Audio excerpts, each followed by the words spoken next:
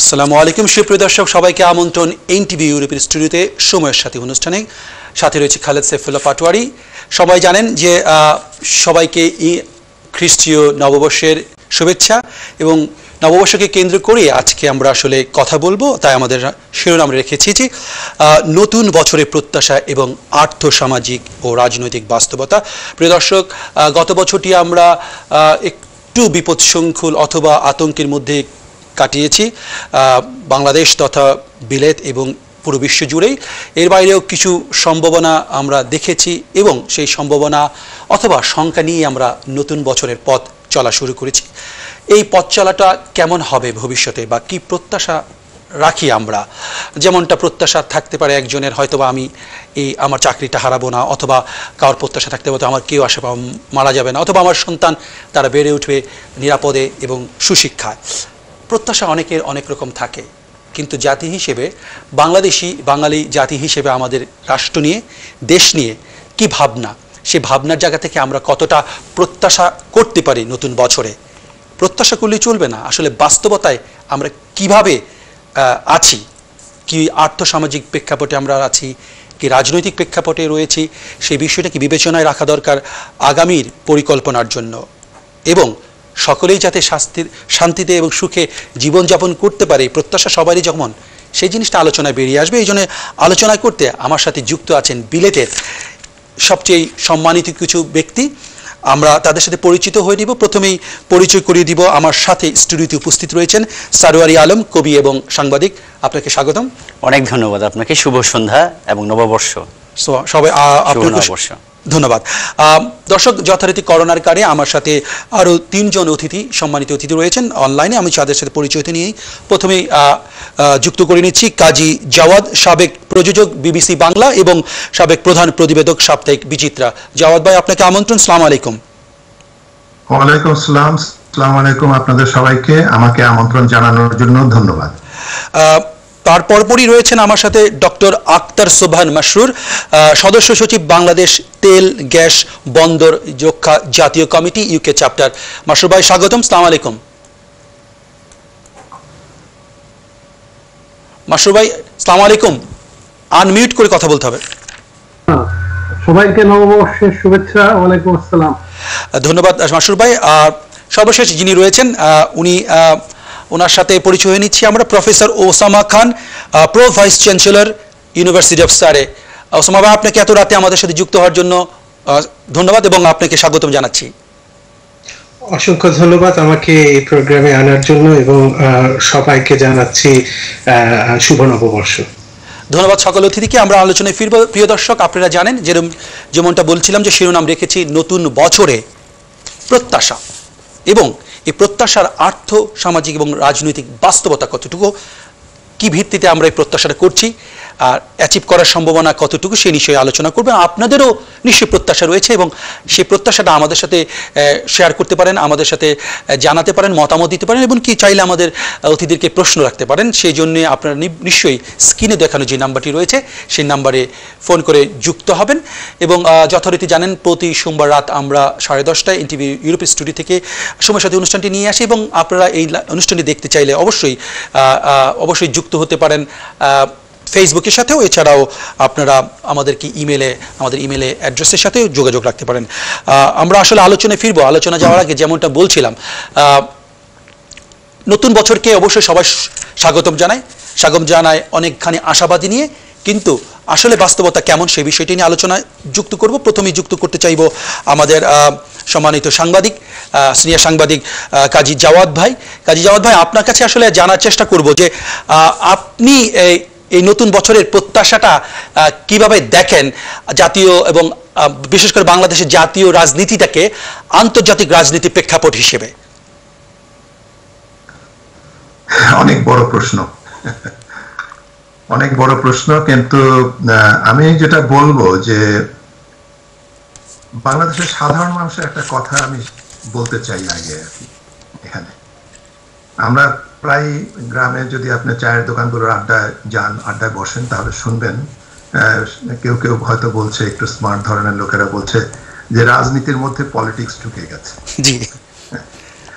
এই রাজনীতি রাজনীতির মধ্যে পলিটিক্স ঢুকে গেছে, এখানে আমার কাছে মনে হয় যে এই পলিটিক্সটা হচ্ছে যে রাজনীতিতে নীতির বিষয়টা এখন আর নেই, কিংবা আছে কিনা সেটা আমাদের খুব সাবধানে মাপতে হবে। তো আমি যদি আপনি বলেন আন্তর্জাতিক প্রেক্ষাপটে এবং জাতীয় রাজনীতিতে আমার প্রত্যাশা কি, তাহলে আমি বলবো যে বিশ্ব রাজনীতিতে আমি আশা করি যে নীতিটার অবস্থান আগামী বছরে দৃঢ় হবে। এটা হচ্ছে আমার আন্তর্জাতিক রাজনীতিতে, এটা আমি ব্যাখ্যা করব পরে। আঞ্চলিক ক্ষেত্রে আমার প্রত্যাশা হচ্ছে এই 2021 সাল থেকে দক্ষিণ এশীয় যুক্তরাষ্ট্রের জন্য একটা আন্দোলন শুরু হবে। এটা দক্ষিণ এশিয়ার জনগণের মধ্যে সচেতনতা বৃদ্ধি হবে এবং এই ধরনের সচেতনতা আলোচনা এগুলো শুরু হবে এবং যেখান থেকে পরবর্তীকালে একটা আন্দোলন হবে, এটা আমার আশা।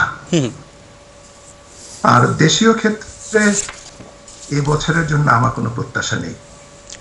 প্রত্যাশা করছেন না? না, নেই। কারণ হচ্ছে জাতীয় সংসদের কোনো নির্বাচন এবছর হবে না। যেহেতু জাতীয় সংসদের কোনো নির্বাচন নেই, তাহলে আমার কোনো প্রত্যাশা নেই, কারণ নতুন একটি সরকার আসবে না, কিংবা পুরনো সরকারকে আমি ফিরে পাওয়ার আশা করতে পারি না, এবং নির্বাচন কি হবে না হবে সেটা নিয়েও কিছু আশা করতে পারছি না। তারপরেও কথা হচ্ছে যে কিছু না কিছু আশা মানুষের থাকেই। যেমন আপনি যদি দেখেন যে দাবানলে পুড়ে যাওয়া বনরাজির মধ্যেও, অগ্নিগিরির অগ্নুৎপাতে পুড়ে যাওয়া পাহাড়ের মধ্যেও অঙ্কুর গজায়, গাছ জন্মায়, ফুল ফোটে। কাজে সেখানেও আমার কিছু আশা আছে। একদম আশা হতো আমি সেটা বলবো না, তবে আপনি কি আমাকেই এখন সবকিছু বলতে? না, আমি আপনার কাছে যাব। আপনি যদি জাতীয় রাজনীতিতে কোনো আশা নেই বা কিছু আশা আছে, এই প্রশ্নটা রেখে আসলে আমি অন্য অতিথির কাছে যেতে চাচ্ছি। পরবর্তীতে এই প্রশ্নটা নিয়ে আপনার কাছে ফিরবো। আমি একটু স্টুডিওতে আসবো। সারওয়ারি আলম, আপনাকেই জানার চেষ্টা করবো। আসলে আপনি বিলেতে একাধারে সাংস্কৃতিক ব্যক্তিত্ব হিসেবে অনেকগুলো কাজের সাথে যুক্ত। এর বাইরে আপনি একজন কবি এবং সংস্কৃতি এবং শিক্ষা নিয়ে কাজ করেন এবং জানার চেষ্টা করেন। আপনার কাছে এক বাক্যে যদি, বা আপনি একটা প্রশ্নই রাখছি, সেটা হচ্ছে যে আপনার কাছে কি মনে হয়, আপনার কি প্রত্যাশা আগামী বছরে কে ঘিরে বাংলাদেশের শিক্ষা ব্যবস্থা অথবা বাংলাদেশের সাংস্কৃতিক ক্ষেত্রে কি ধরনের প্রত্যাশা আপনার? অনেক ধন্যবাদ। প্রথমেই আপনার মাধ্যমে আপনার দর্শকদেরকে, যারা আমাদেরকে দেখছেন এই মুহূর্তে, সবাইকে শুভ নববর্ষ। যে প্রশ্নটি আপনি করেছেন, এটি আসলে আমার কাছে ব্যক্তিগতভাবে মনে হয় বাঙালি জাতি আসলে জন্মগতভাবেই সবাই আমরা স্বপ্নবান। আমরা অনেক ঝড় ঝঞ্ঝার মধ্য দিয়ে আমাদের এই জাতির জন্ম, আমরা আশা নিয়েই বেঁচে থাকি। কিন্তু ব্যক্তিগতভাবে আমি বাংলাদেশটাকে যেটা দেখতে চাই সেটা হচ্ছে কার্যকর একটা গণতান্ত্রিক শাসন ব্যবস্থা বাংলাদেশে দেখতে চাই। এটাই আমার কাছে মনে হয় যে অধিকাংশ নাগরিকের এটাই বিশেষ প্রত্যাশা, কারণ গণতন্ত্রের সঙ্গে কিন্তু আরো অনেকগুলো বিষয় আছে যেটা আপনি চলে আসে। কার্যকর সংসদ যদি থাকে তাহলে সেই দেশের রাজনৈতিক স্থিতিশীলতা থাকে, সেখানে উন্নতি থাকে। একই সঙ্গে অবশ্যই শিক্ষা ব্যবস্থার কথা তো খুবই গুরুত্বপূর্ণ, আমরা হয়তো পরবর্তীতে এই আলোচনায় আসব। শিক্ষা ব্যবস্থায় আমাদের দেশে আমার কাছে মনে হয় যে বড় রকমের একটা বিপর্যয় চলছে, এবং শুধু শিক্ষা ব্যবস্থাই নয়, পুরো রাষ্ট্রের, মানে আপনি যদি উপরিতলে দেখেন সেটা হচ্ছে একটা বেশ আটসাট একটা অবস্থা, বেশ ভালো একটা খুব দৃষ্টিনন্দন একটা অবস্থা। এবং সূচকগুলো যদি আপনি লক্ষ্য করেন যে রাষ্ট্র অনেক এগিয়ে যাচ্ছে, উন্নয়নের মহাসড়কে আছে, কিন্তু অভ্যন্তরে যেটা যে একটা কৃষ্ণ গহ্বর তৈরি হয়েছে, একটা ফাটল তৈরি হয়েছে, সেই ফাটলটা নৈতিক মূল্যবোধের চরম অবক্ষয় হয়েছে। এবং একটা সাম্প্রদায়িক শক্তি গত 49 বছরে মাথা চাড়া দিয়ে উঠেছে, যে কারণে আজকে ধর্মীয় সংস্কৃতি বাঙালির সংস্কৃতির মুখোমুখি। এমনকি বাংলাদেশের যে সংবিধান সেটাকে লঙ্ঘন করতেও কিন্তু দ্বিধাবোধ করছে না। তো এই ব্যাপারগুলোই হলো আজকের সমাজের সবচেয়ে বড় বাস্তবতা। অবশ্যই আমরা চাইবো যে এই জায়গাগুলো থেকে বাংলাদেশ বেরিয়ে আসুক, সেটাই আমাদের প্রত্যাশা। এবং আমার মনে হয় অন্য দর্শক যারা আমাদেরকে দেখছেন এবং যারা বাংলাদেশি বাঙালি, প্রত্যেকেরই একই প্রত্যাশা। ধন্যবাদ কবি সারওয়ারি আলম। আপনার যে বিষয়গুলো আপনি আসলে এনেছেন, এগুলো আসলে আমরা বিস্তারিত জানার চেষ্টা করব। বিশেষ করে আপনি যা বলার চেষ্টা করেন যে একটা গহ্বর লক্ষ্য করেছেন আপনি, সেটা একটু বিস্তারিত জানার চেষ্টা করব, বিশেষ করে শিক্ষাক্ষেত্রে, সংস্কৃতি আন্দোলনের ক্ষেত্রে, অগ্রযাত্রার ক্ষেত্রে। আমরা একটু যুক্ত করে নিই প্রফেসর ওসামা খান। প্রফেসর ওসামা খান, আপনি একজন অর্থনীতিবিদ, সাথে আপনি একজন শিক্ষাবিদও, সাথে সাথে আপনি বা এই দেশের একটি অন্যতম বিশ্ববিদ্যালয়ের ব্যবস্থাপনার সাথে যুক্ত রয়েছেন। আমি একটু যদি আপনার কাছে জানার চেষ্টা করি যে বিশেষ করে আপনি নিশ্চয়ই বাংলাদেশকে নিয়ে ভাবছেন, বাংলাদেশ নিয়েও আপনার এক ধরনের অর্থনীতি বা বিশ্লেষণ রয়েছে। আপনার কাছে প্রত্যাশাটা, আপনি কি ধরনের প্রত্যাশা করেন এই নতুন বছরে বাংলাদেশ নিয়ে, বিশেষ করে অর্থনৈতিক ক্ষেত্রে আপনার কি ধরনের প্রত্যাশা করছেন আপনি, আর বাস্তবতায় আমরা আসলে কোথায়? অসংখ্য ধন্যবাদ। যে কথাটা আমরা মাত্র শুনলাম সারোয়ার সাহেবের কাছে, নিজের কথাটা বললেন যে বাংলাদেশ এই মুহূর্তে একটা সুপার হাইওয়ের উপরে রয়েছে অর্থনৈতিক ইন্ডেক্সগুলোর ভিত্তিতে। এই কোভিড-19 প্যান্ডেমিকের সময় 2020 সালে যখন সাউথ এশিয়া এবং এশিয়ার বিভিন্ন ইকোনমি ক্ষুদ্র হয়ে গেছে এবং তাদের জিডিপি গ্রোথ রেট কমে গেছে, নেগেটিভ হয়ে গিয়েছে, সেরকম একটা সিচুয়েশনে বাংলাদেশের জিডিপি কিন্তু এখনো 3.84% মতো ধারে বৃদ্ধি পাচ্ছে। এরকম একটা সুপার হাইওয়ে সিচুয়েশনের মাঝখানে আমাদের দেখতে হবে যে দেশের অর্থনৈতিক যেটাকে আমরা মেজার করে থাকি গিনি কোএফিশিয়েন্ট দিয়ে, যেই ইনইকুয়ালিটি বা যে ইনইকুয়ালিটি বিরাজ করে আমাদের দেশে উচ্চ শ্রেণী এবং নিম্ন শ্রেণী মানুষের মধ্যে, সেটা কি বেড়ে যাচ্ছে কিনা, সেটা একটা বড় কোয়েশ্চেন। এবং আমি বলবো যে সেই বিষয়টা নিয়ে আমার স্বপ্ন হবে বা আমার প্রত্যাশা হবে যে বাংলাদেশ এরকম একটা ক্রাইসিসের সময়, এরকম একটা প্যান্ডেমিকের সময় বাংলাদেশ এই বিষয়টা নিয়ে কাজ করুক, এই বিষয়টি নিয়ে কাজ করুক, যেখানে নাকি উচ্চবিত্ত এবং নিম্নবিত্তের মধ্যে যেই ব্যবধান রয়েছে সেটা বাংলাদেশ সেটা আরো সংকীর্ণ করার চেষ্টা করুক। যদিও সেই 3.8 এবং 4% গ্রোথ রেট আমাদের গর্বের বিষয়, কিন্তু আমাদের চিন্তা করতে হবে এই গর্বটা যাতে সবার জন্য হয়, গুটি কয়েক 1%, 5% উপরের উচ্চবিত্তের মানুষের জন্য যাতে এই গুড নিউজটা না হয়। শিক্ষার ক্ষেত্রেও আমি একইভাবে চিন্তা করছি, বাংলাদেশে এই যে নতুন টেকনোলজির যে একটা প্রভাব সৃষ্টি হয়েছে কোভিড-19 থ্রুতে, কিভাবে আমাদের দেশের শিক্ষাকে আমরা এমন পর্যায়ে নিয়ে যেতে পারি যে আমরা শিক্ষার প্রযুক্তি গ্রামে গ্রামে পৌঁছে দিতে পারি, গঞ্জে গঞ্জে পৌঁছে দিতে পারি, সবাইকে যাতে ঢাকায় এসে ঢাকা ইউনিভার্সিটিতে পড়া না লাগে, সবাইকে যাতে রাজশাহীতে গিয়ে রাজশাহী ইউনিভার্সিটিতে পড়া না লাগে, কিভাবে আমরা এই প্রযুক্তিটাকে আমরা আঁকড়ে ধরতে পারি। আমরা অনেক শুনে থাকি ডিজিটাল বাংলাদেশের কথা, আমার প্রত্যাশা ডিজিটাল বাংলাদেশ সত্যি এখন কিছু একটা করুক যার ভিত্তিতে আমরা শিক্ষার দাঁড়ে দাঁড়ে পৌঁছে দিতে পারি। ধন্যবাদ ওসামা ভাই, আপনার কাছে আবারও ফিরবো।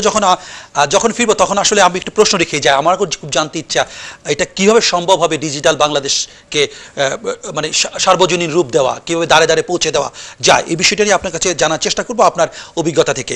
আমরা একটু যুক্ত করে নিব আমাদের যিনি বাংলাদেশের তেল গ্যাস রক্ষা জাতীয় কমিটির সদস্য সচিব ডক্টর আক্তার সোবহান মাসরুর ভাই। মাসরুর ভাই, আপনি নিশ্চয়ই প্রকৃতি নিয়ে কাজ করেন, আমরা জানি আপনি বাংলাদেশের পরিবেশ নিয়েও কাজ করেন, এর বাইরে বাংলাদেশের জাতীয় সম্পদ নিয়েও তো আপনার এক ধরনের গবেষণা এবং লেখালেখি রয়েছে, আমরা যেটা জানি। আপনি আসলে আপনার অবস্থান থেকে প্রত্যাশা কি এই নতুন বছরে, আপনি কিভাবে আসলে বাংলাদেশকে দেখতে চান অন্তত আগামী বছরটায়? প্রথমত বাংলাদেশকে একটা সেকুলার গণতান্ত্রিক রাষ্ট্র হিসেবে এটার যে একটা ইমার্জেন্স হচ্ছে হওয়া দরকার, সেই বিষয়টা আমি দেখতে চাই। বাংলাদেশ রাষ্ট্র এখন এটা এক ধরনের সুরতান্ত্রিক একটা ভোটার নির্বাচনবিহীন একটা শাসন ব্যবস্থা চলছে এবং জনগণের যেখানে অ্যাক্টিভ এনগেজমেন্ট নাই এবং যেখানে বাদ ব্যক্তি সংবাদপত্রের স্বাধীনতা, বাংলাদেশের সংবিধানের যে রাইট টু লাইফ, গত 1 বছরে প্রায় 250 লোকের ঘুম হয়ে গেছে বাংলাদেশে করোনাকে কেন্দ্র করে আমরা পাবলিক হেলথের যে অবস্থা দেখছি সেটা খুবই নগ্নভাবে বেরিয়ে এসছে যে বাংলাদেশের পাবলিক হেলথ সেক্টরটা খুবই বিপন্ন। বাংলাদেশে যে গ্রোথের কথা এসছে, আমরা চাই বাংলাদেশের উন্নয়ন হোক, কিন্তু এই যে গ্রোথ সেন্ট্রিক ডেভেলপমেন্ট অ্যাপ্রোচ সেটা নিয়ে আমাদের ভাবতে হবে। এই যে গ্রোথটা হচ্ছে, আমরা যদি দেখি এই জিডিপির এই টপ 5% এই গ্রোথের 29% তাদের পকেটে যাচ্ছে এবং লোয়ার 5% মাত্র 0.23। তো এই যে গ্রোথ হচ্ছে এইটা সুফল দরিদ্র নিচের মানুষ পাচ্ছে না। সো জিডিপি কেন্দ্রিক যে অর্থনীতি সেটার সাথে সাস্টেনেবল ডেভেলপমেন্টের একটা বিরাট আছে। বাংলাদেশে আপনি এখন চোরাচার কারবারি কিংবা আপনি সুন্দরবন কেটে ওখানে ফ্ল্যাট বানাই দেন, যত স্পেন্ড করবে তত গ্রোথ হবে। তার মানে এই না যে বাংলাদেশের সামাজিক বৈষম্য কমছে, কিংবা নাইজেরিয়া কিংবা আপনি যদি দেখেন সুদানের এবং মিয়ানমারের জিডিপি কিন্তু বাংলাদেশের কাছাকাছি। তার মানে যে এই সমস্ত দেশে যে দারিদ্র, বৈষম্য, নিপীড়ন এটা কমে যাচ্ছে তা না।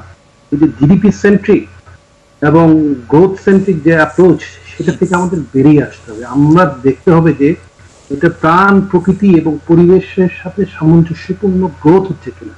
সেই গ্রোথটা বাংলাদেশের স্বাধীনতা যুদ্ধের জন্য কোনো ভিত্তি ক্ষমতা, সেই গ্রোথটা সমতার সাথে সামঞ্জস্য কিনা, পরিবেশের সাথে সামঞ্জস্য। পরিবেশ নিয়ে আমি একটু বলতে চাই, এটা হচ্ছে যে বিশেষত এই গ্রোথটা এনভায়রনমেন্টাল ডিস্ট্রাকশন করছে, এবং যে কারণে আজকে পৃথিবীতে উন্নয়নের সাথে পরিবেশের প্রশ্নটা এসছে। আপনারা জানেন প্যারিস ক্লাইমেট এগ্রিমেন্ট কিংবা সাস্টেনেবল ডেভেলপমেন্টের ইস্যুটা বাংলাদেশে যেটা হচ্ছে সেটা একটা ভয়ানক। আমরা ঠিক উল্টা পথে আসছি।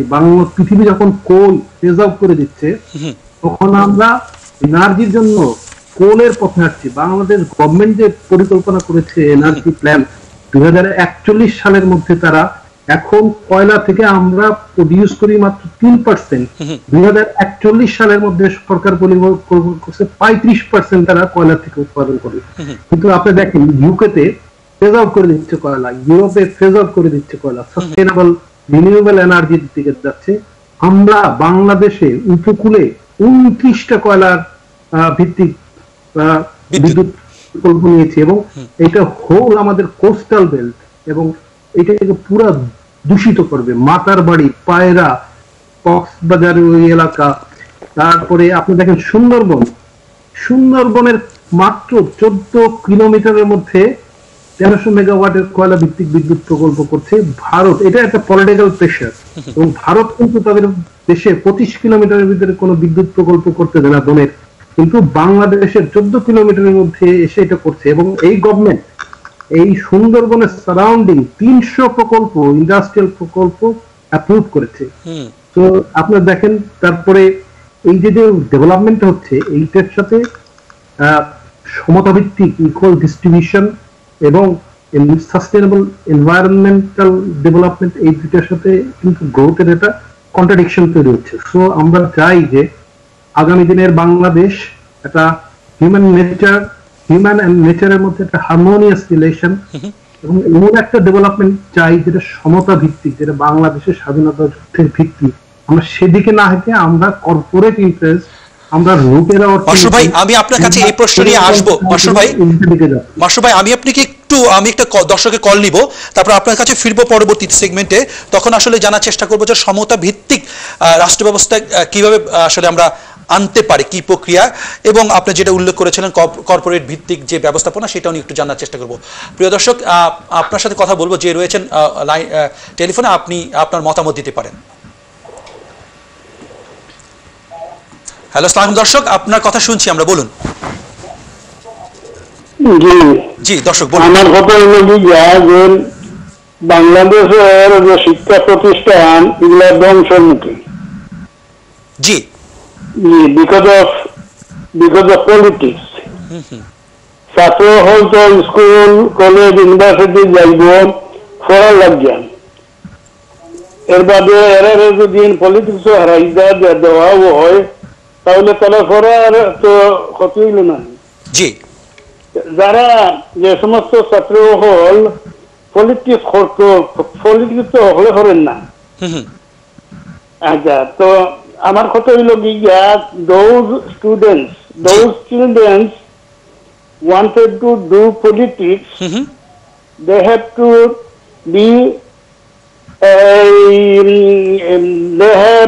be admitted to the political institution for a political career.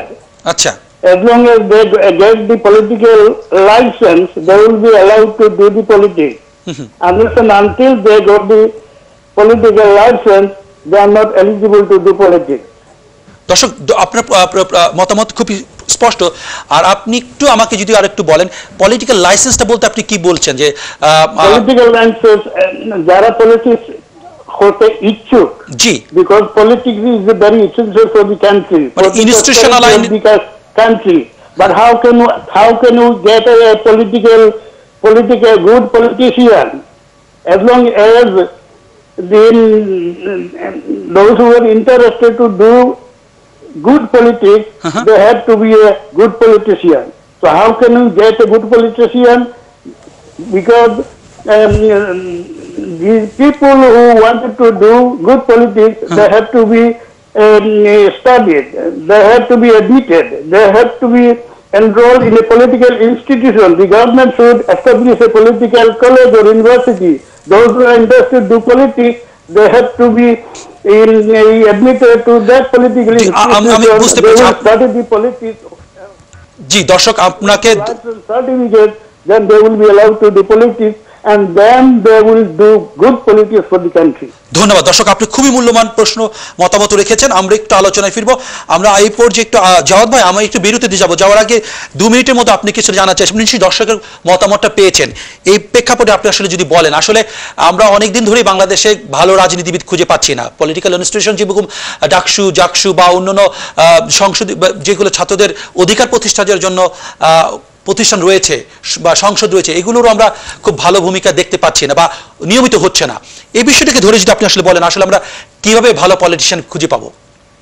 আচ্ছা, এখানে প্রশ্নটা হচ্ছে যে ডাকসু, রাকসু কিংবা ছাত্র সংসদের যে ধারাটা আমাদের ছিল, সেটা আগে যেরকম একটা সুন্দর রাজনীতির মধ্যে, ছাত্র রাজনীতির মধ্যে আমরা দেখতাম যে ভালো ছাত্ররা এবং প্রথম শ্রেণী পাওয়া কোনো ছাত্র যদি কোনো ছাত্র দলের প্রধান না হতো, তাহলে পরে আমরা সেই ছাত্র দলের কোনো সমর্থন থাকতো না। এটাই ছিল একটা রীতি আমাদের সময়। এখন সেই রীতিটা নেই। কিন্তু যেটা রাজনৈতিক শিক্ষার প্রশ্ন যদি হয়, তাহলে একটা জিনিস বলবো যে রাজনৈতিক শিক্ষার জন্য আলাদা স্কুল, এটা একমাত্র মানে যেখানে খুব সুসংগঠিত রাজনীতি থাকে, সুসংগঠিত আমি এই অর্থে বলবো যে নিয়ন্ত্রিত রাজনীতি যেখানে থাকে, যেমন কমিউনিস্ট রাজনীতি যেখানে হয়, কমিউনিস্ট দেশগুলোতে আমরা দেখেছি তাদের রাজনৈতিক স্কুল থাকে। মূলত এই রাজনৈতিক স্কুল কিংবা রাজনৈতিক শ্রেণী কিংবা রাজনৈতিক পড়াশোনার ব্যবস্থা করা হয় রাজনৈতিক দল থেকে তাদের রাজনীতিটাকে শিক্ষা দেওয়ার জন্য। আর একটা মানুষ ভালো রাজনীতি এবং জনসংগঠক হবে কিনা, জনগণকে সে তার সঙ্গে নিতে পারবে কিনা, সে তার একটা ভালো রাজনীতি বাঁচতে পারবে কিনা, এটা আসে তার বিভিন্ন অন্যান্য শিক্ষা থেকে। এবং এই শিক্ষা শুধুমাত্র একটি ধারা থেকে আসছে না, তাকে বিশ্ব রাজনীতির সঙ্গে, সারা বিশ্বের সমস্ত বিষয়ের সঙ্গে তার যুক্ত থাকতে হয় এবং এভাবেই একটা ভালো রাজনীতি গড়ে ওঠে। আমি একটা কথাই বলি যে আপনারা যদি অতই চিন্তা করেন, খুব বেশি দূরে যাওয়ার দরকার নেই। আমাদের বঙ্গবন্ধু, তিনি কি কোনো রাজনীতির স্কুলে পড়েছিলেন? না, পড়েননি, কিন্তু তিনি তো ভালো রাজনীতিক ছিলেন। আপনি তাকে সমর্থন করুন বা না করুন, তাকে আপনাকে মানতেই হবে তিনি একজন ভালো রাজনৈতিক নেতা ছিলেন। সমর্থন করা বা না করা সেটা পরের প্রশ্ন। জি, আপনি যদি আরেকটু ব্যাখ্যা করে বলতেন ওনার গুণগুলা কোন কারণে ভালো রাজনীতিবিদ? সেটা হচ্ছে, প্রথম কথাই হচ্ছে যে আপনি কি জন্য রাজনীতি করছেন। আমি এই বিষয়টা পরে আসব, এই জন্য আসবো, এটা একজন ব্যক্তিকে দিয়ে বলা ঠিক হবে না এবং উচিত না, কারণ এটা একটা সার্বিক আলোচনার মধ্যে আমি যাচ্ছি, আমার প্রত্যাশার কথা আলোচনা করতে যাচ্ছি। আপনার রাজনীতি নির্ধারিত হবে রাজনৈতিক দ্বন্দ্ব দিয়ে, কোনো একটি সময়ের, কোনো একটি দেশের, কোনো একটি জনগোষ্ঠীর এবং কোনো একটি ভৌগোলিক এলাকা রাজনৈতিক দ্বন্দ্বটা কি সেটা বোঝার মধ্যে দিয়েই আপনার রাজনীতি নির্ধারিত হবে। যেমন বাংলাদেশের রাজনৈতিক দ্বন্দ্ব এখন কি ধর্মনিরপেক্ষতা নাকি গণতন্ত্র? আপনাকে বুঝতে হবে যে আমরা কি গণতন্ত্রটাকে প্রতিষ্ঠিত করতে চাই নাকি ধর্মনিরপেক্ষতা, অর্থাৎ যারা ধর্মের নামে রাজনীতি করতে চায় কিংবা ধর্ম দিয়ে অন্যান্য রাজনীতিকে কিংবা গণতান্ত্রিক রাজনীতিকে কোণঠাসা করতে চায়, প্রগতিশীলতাকে কোণঠাসা করতে চায়, যেটা সারোয়ার সাহেব একটু আগে বললেন। জাওয়াদ ভাই, আমি আপনাকে অত্যন্ত দুঃখিত, আমার একটা ব্রেকের সময় হয়ে গেল, আমি একটু বিরতি দেব। বিরতি যাওয়ার পর আসার পর আপনাকে দিয়ে আসলে শুরু করতে চাই। আসলে রাজনৈতিক দ্বন্দ্বটা যেভাবে আপনি বিশ্লেষণ করার চেষ্টা করছেন সেটাই জানার চেষ্টা করব। প্রিয় দর্শক, নতুন বছরের প্রত্যাশা এবং এই প্রত্যাশার প্রাপ্তির ক্ষেত্রে বাস্তবতার কতটুকু সেটাই আমরা আলোচনা করছি। আমি সরাসরি যুক্ত করে নিব প্রফেসর ওসামা খান। প্রফেসর ওসামা খান, আপনার সাথে আসলে কয়েকটি প্রশ্ন রেখেছিলাম, তার সাথে একটি প্রশ্ন যুক্ত করে আমি আপনার সাথে আলোচনা আসতে চাই। সেটা হচ্ছে যে শিক্ষা ব্যবস্থার একটা বড় অংশ ক্ষতি হয়ে গেল কোভিড-19-এর কারণে, এবং এই ক্ষতিটা আমরা জানি না আসলে কীভাবে পুষিয়ে নিতে হবে। এখন পর্যন্ত বাংলাদেশে শিক্ষা প্রতিষ্ঠানগুলো বন্ধই রয়েছে। অনেকে এটা নিয়ে সমালোচনা করেছেন। সব কিছু চলছে বাংলাদেশের শিক্ষা প্রতিষ্ঠান কেন চলছে না, এর বাইরেও গ্লোবাল এডুকেশন সিস্টেমের সাথে আসলে আর কি কি চ্যালেঞ্জ রয়েছে এই কোভিড-19 সময়ে, অথবা সার্বিকভাবে বাংলাদেশের শিক্ষা নিয়ে যদি আপনি কিছু বলেন। অনেক ধন্যবাদ। বিশ্বজুড়ে কিন্তু শিক্ষা ব্যবস্থা সবগুলোই বিশাল একটা চ্যালেঞ্জের মুখোমুখি হয়েছে কোভিড-19 জন্য। কোভিড-19 অর্থ হচ্ছে আমরা আমাদের যে গতানুগতিকভাবে আমরা যে পড়িয়ে থাকি, আমরা ক্যাম্পাসে একসাথে হই, আমরা একসাথে হয়ে একজন আরেকজনের সাথে আলোচনা করি, আমরা গবেষণা করি একসাথে বসে, কোলাবোরেটিভ ওয়েতে একজনের কাছ থেকে আরেকজনের সাথে আলোচনার থ্রুতে আমরা লেখাপড়া শিখি। সত্যি কথা বলতে বাংলাদেশে যখন বিশ্ববিদ্যালয়ে পড়েছি আমরা কোন জিনিসটা সবচেয়ে বেশি মনে রাখি? আমরা মনে রাখি টিএসসিতে গিয়ে আড্ডা মারাটা, আমরা মনে রাখি ক্যান্টিনে গিয়ে এক কাপ চা খাওয়াটা, আমরা মনে রাখি সেই ডিবেট গুলো করা, গ্লোবাল পলিটিক্স নিয়ে ডিবেট করা, ইকোনমিক্স নিয়ে ডিবেট করা, প্রযুক্তি নিয়ে ডিবেট করা। একটা মানুষ কিন্তু শেখে আর একটা মানুষের সাথে আলোচনার ভিত্তিতে। ঠিক আছে, আমার মতো প্রফেসররা হয়তো গুরুগম্ভীর ভাবমূর্তি নিয়ে সামনে দাঁড়িয়ে অনেক কিছু বলার চেষ্টা করছে, কিন্তু সত্যি কথা বলতে আপনার শিক্ষকদের সাথে এবং আপনার বন্ধু বান্ধবের সাথে এই যে ইন্টারাকশনের থ্রুতেই কিন্তু আমরা শিখে থাকি। এটাই সবচেয়ে বড় জিনিস। কোভিড-19 যে জিনিসটা আমাদের কাছ থেকে নিয়ে নিয়েছে সেটা হচ্ছে এই ইন্টারাকশনটা নিয়ে নিয়েছে। আজকে যদি কোভিড-19 না থাকতো খালেদ ভাই, আমরা আপনার স্টুডিওতে একসাথে বসে এই আলোচনাটা, এই ডিবেটটা করতে পারতাম, এবং সেটার যে মূল্য, সেই মূল্যটা চলে গিয়েছে। এখন বাংলাদেশে আপনি বলছিলেন যে শিক্ষা ব্যবস্থা এই মুহূর্তে বন্ধ রয়েছে, তারা আসলে বন্ধ নেই, তারা অনলাইনে পড়ানোর চেষ্টা করছে। বা আমাদের দেশীয় যে প্রতিষ্ঠানগুলো, ঢাকা বিশ্ববিদ্যালয়, রাজশাহী বিশ্ববিদ্যালয়, আমাদের যে সরকারি প্রতিষ্ঠানগুলো, তারা হয়তো সবচেয়ে বেশি স্ট্রাগল করছে। বাট আমি জানি আমার অনেক, এবং আপনি আগের পর্বে বলার চেষ্টা করেছিলেন যে ডিজিটালাইজেশনের যে সার্বজনীনতা, সে সংকটটা তো বাংলাদেশে রয়েছে। সেই সংকটটা বাংলাদেশে অবশ্যই রয়েছে, তবে বাংলাদেশে কিন্তু অনেক আশাও থাকা উচিত। আমাদের একটা কথা মনে রাখতে হবে যে বাংলাদেশ হচ্ছে গ্রামীণ ফোনের দেশ। বাংলাদেশ হচ্ছে এমন একটা দেশ যেখানে নাকি আমরা একটা বিপ্লব তৈরি করতে পেরেছি আমাদের গ্রামে গঞ্জে মহিলাদের হাতে টেলিফোন তুলে দিয়ে। তারা কিন্তু মিডলম্যানকে পার করে তারা তাদের সবজি বেচতে, মুরগি বেচতে, হাঁস মুরগি বা তাদের যে ধরনের নকশি কাঁথা বেচতে যে ধরনের মিডলম্যানগুলো আগে ছিল, তাদেরকে বাদ দিয়ে সরাসরি মার্কেটে অ্যাক্সেস করতে পারছে তাদের এই মোবাইল ফোনের জন্য। এবং এটা আজকের ঘটনা না, এটা 20 বছরের ঘটনা। সো এই মাইক্রো ক্রেডিট এবং এই মোবাইল প্রযুক্তির যে উন্নয়নের যে ধারা, সেটা কিন্তু বাংলাদেশের প্রায় 2 দশকের একটা বিষয়। সেই বিষয়টাকে কিন্তু আমরা মোবিলাইজ করতে পারি শিক্ষার ক্ষেত্রে। সেটা আমি কম্পেয়ার করব অনেকটা আফ্রিকার কেনিয়াতে এই মুহূর্তে একটা জিনিস চলছে। কোভিড-19 শিক্ষা ব্যবস্থা তারা স্কুলের শিক্ষা পৌঁছে দিচ্ছে মোবাইল ফোনের টেক্সটের থ্রুতে। হ্যাঁ, আমি জানি ব্যাপারটা হয়তো ভাবতে অনেক টিডিয়াস মনে হচ্ছে, বাট কেনিয়াতে গ্রামেগঞ্জে বাংলাদেশের মানুষের মতো অনেক মানুষের কাছে স্মার্টফোন হয়তো বা নেই, তারা হয়তো বা একটা নোকিয়া ব্রিকের মতো একটা ফোনের ভিতরে SMS করে করে অঙ্ক বা ইংরেজি বা ভূগোল বা ইতিহাস পড়ছে। এবং এটা যদি সম্ভব হয়, আমরা কিন্তু সেই মোবাইল টেকনোলজিটাকে ট্যাপ করে অনেকখানি কিন্তু শিক্ষা ব্যবস্থা চালিয়ে যেতে পারি অনেক হেলথ অ্যান্ড সেফটির মধ্যে কোভিড-19 ভেতরে। তবে এটা ঠিক যে বাংলাদেশে প্রযুক্তি ভিত্তিক যে দারিদ্র রয়েছে সেটা অনেক বেশি, যেটাকে আমরা ডিজিটাল পভার্টি বলে থাকি। তো আজকে যদি আমরা চেষ্টা করি যে এরকম জুমের থ্রুতে বা মাইক্রোসফট টিমসের থ্রুতে শুধু লেখাপড়া করাবো, তাতে কিন্তু বাংলাদেশের সরকারি বিশ্ববিদ্যালয় বা মাধ্যমিক উচ্চ মাধ্যমিক প্রতিষ্ঠানগুলো, স্কুলগুলোর কোনো সমাধান হবে না। কারণ একটা বস্তিতে, একটা গরিব ঘরে মানুষের কাছে ল্যাপটপ নেই, তাদের কাছে ইন্টারনেট কানেকশন নেই।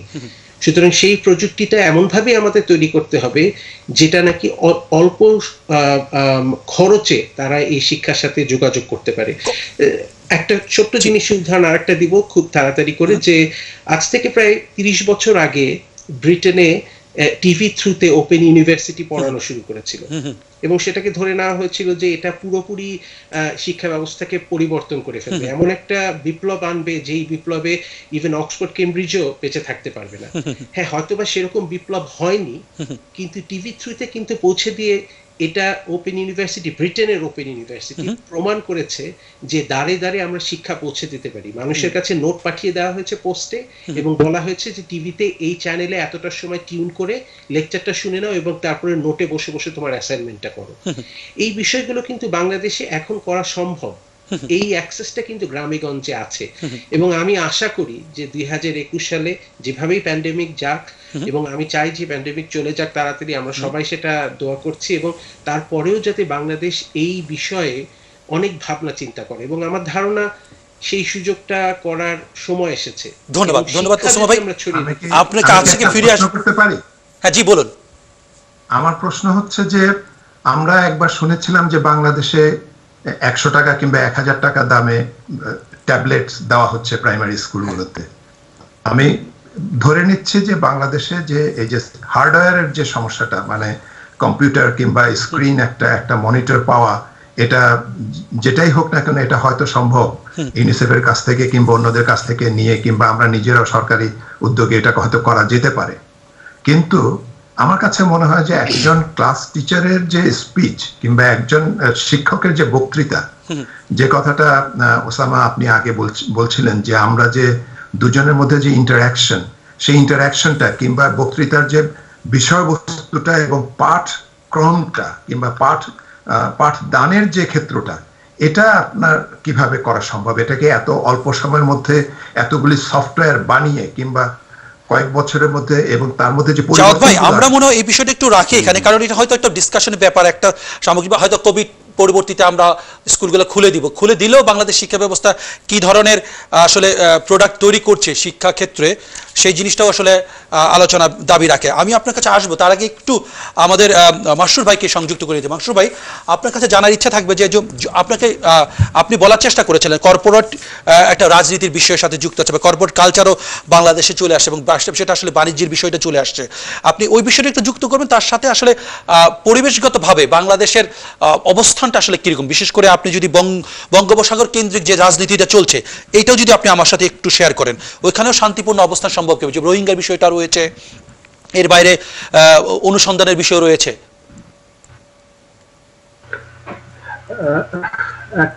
একটা হচ্ছে যে বাংলাদেশের মানে বঙ্গোপসাগর প্রশান্ত মহাসাগর অঞ্চলের কেন্দ্র করে আমরা জানি যে আপনি ঠিক কোন জিনিসটা বোঝাতে চেয়েছেন আমি ক্লিয়ার না। আমি আসলে পুরো ব্যাপারটাই আসলে একটা বঙ্গোপসাগর কেন্দ্রিক একটা শান্তিপূর্ণ অবস্থান বজায় রাখার ক্ষেত্রে আমি বুঝেছি। জি, এটা হচ্ছে যে বিশেষত চাইনা ইউএস যে টেনশন, গ্লোবাল যে কম্পিটিশন, গ্লোবাল মার্কেটের যে কম্পিটিশন, গ্লোবাল ফাইন্যান্সিয়াল সিস্টেমে ইউএস ভার্সেস চায়নার যে লড়াইটা, সেই লড়াইটাই কিন্তু সামরিক লড়াইয়ে এবং আধিপত্য বজায় রাখার লড়াইয়ে রূপ নিচ্ছে। আচ্ছা, এই কারণে আমরা দেখছি যে প্রশান্ত মহাসাগরীয় অঞ্চল, বঙ্গোপসাগর, এই সমস্ত এলাকায় ইউএস মেরিন তার 65% ডিপ্লয়মেন্ট করছে। তো আগামী দিনে, এবং আমরা জানি যে ইউএসএ থ্রু ইন্ডিয়া এই একটা বন্ড তারা তৈরি করেছে, এবং তারা সাউথ এশিয়া এবং দক্ষিণ এশিয়ায় যতটা আধিপত্য অর্জন করা যায় দুই শক্তি মিলে চায়নার বিরুদ্ধে, সেরকম একটা, সেই ক্ষেত্রে বাংলাদেশের পজিশন হচ্ছে ভূ রাজনৈতিক ভাবে একেবারে মাঝখানে। তো এটা পলিটিক্যালি বাংলাদেশ খুব ইম্পর্টেন্ট, এবং এই যে ডেঞ্জার বাংলাদেশের দিক থেকে হচ্ছে আমরা জোট নিরপেক্ষ নীতিতে বিশ্বাসী ছিলাম, আমরা দুই পরাশক্তির কোনো দিকে না যাওয়া। তো এখানে আমাদের একটা প্রশ্ন এখন গুরুত্বপূর্ণ, যে আমরা ভারত বাংলাদেশের ডমিনেট করে, কন্ট্রোল করে পলিটিক্সে অনেক কিছু, ইকোনমি, আর একদিকে আমাদের সামনে চায়না ইন্টারভিন করছে তাদের যে নতুন রোড, সিল্ক রোড এবং বেল্ট যারা তৈরি করছে, সেইটা একটা প্রশ্ন আছে। এখানে সোভিয়েত এখনকার রাশিয়ার প্রশ্নটাও আছে। ইউএসও আসলে বঙ্গোপসাগর প্রশান্ত মহাসাগরীয় অঞ্চলে ধরতে চায় এবং তারা ভারতের সাথে মিলে কাজ করতে চায়। এই ক্ষেত্রে আপনি এইটা একটা জিনিস। আর একটা হচ্ছে রোহিঙ্গা প্রশ্নটা। রোহিঙ্গা প্রশ্নে আপনি দেখেন যে ভারত একেবারেই আমাদের কোনো সমর্থন কিন্তু করে না, আমাদের সাথে তাদের একদম প্রত্যক্ষ প্রতিবেশী এবং অনেক রিলেশন। সেই জায়গাটা আপনার প্রত্যাশা কি? আমরা এই বিষয়গুলো জানি, মানে কি দেখতে চান ভবিষ্যতে? আমাদের প্রত্যাশা হচ্ছে রোহিঙ্গাদের ফিরিয়ে নেওয়ার ব্যাপারে সবাই মিলে একটা শান্তিপূর্ণভাবে এর একটা সমাধান করবে। বাংলাদেশের পররাষ্ট্রনীতি খুবই খুবই দুর্বল আমি বলবো। তারা এই গত কয়েক বছরে এই যে বার্মার সাথে কিন্তু মিয়ানমারের সাথে তেমন কোনো কিছুই করতে পারেনি, এবং অন্যান্য যে সমস্ত শক্তি এখানে প্রভাব রাখতে পারতো তাদের কারণে তারা ম্যানেজ করতে পারেনি। বাংলাদেশের ফরেন পলিসি ফেইল। আমরা যুদ্ধ করতে চাই না, কিন্তু আমরা এর একটা ন্যায়সঙ্গত সমাধান চাই, এবং ন্যায়সঙ্গত সমাধানের ক্ষেত্রে যে চাপ তৈরি করতে পারতো সেটাও কিন্তু আমরা পারিনি। মাসুর ভাই, আমি একটু আপনাকে আবারও ফিরবো আপনার কাছে। আমি তার আগে একটু আমাদের কাজী জাওয়াদ ভাইয়ের কাছেও জানতে চেষ্টা করি। জাওয়াদ ভাই, আপনার কাছেও সিমিলার টাইপের প্রশ্ন, আসলে আপনি কি দেখছেন? আসলে আন্তর্জাতিক দিয়ে তো শুরু করেছিলাম আপনার কাছে, আসলে আপনি বাংলাদেশ আসলে ভূ রাজনীতির ক্ষেত্রে কি অবস্থান করছে এবং আগামী ভবিষ্যৎটা আপনি আসলে কিভাবে দেখেন? বাংলাদেশের স্থানীয় নির্বাচন নিয়ে, স্থানীয় রাজনীতি আপনার কোনো আশা নেই, আপনি প্রথমে শুরু করেছিলেন, বাট স্থানীয় রাজনীতি কি আসলে আন্তর্জাতিক রাজনীতি দ্বারা প্রভাবিত হচ্ছে না? অবশ্যই হচ্ছে, অবশ্যই হচ্ছে। যে বর্তমান দুনিয়ায় যোগাযোগের এই বিশ্বায়নের যুগে কিছুতেই একটা দেশ অন্য একটা দেশ থেকে আলাদা থাকতে পারে না। কারণ মানুষের কাছে আপনি অন্য দেশে কি ঘটছে মুহূর্তের মধ্যে চলে যাচ্ছে। মুহূর্তের মধ্যে চলে যাওয়ার কারণে তারা জানে যে মানুষের অধিকারগুলো কি, মানুষ কি পেতে চায়, মানুষ কি করতে চায়, অন্য দেশ কিভাবে এগোচ্ছে সেগুলো জানতে পারে।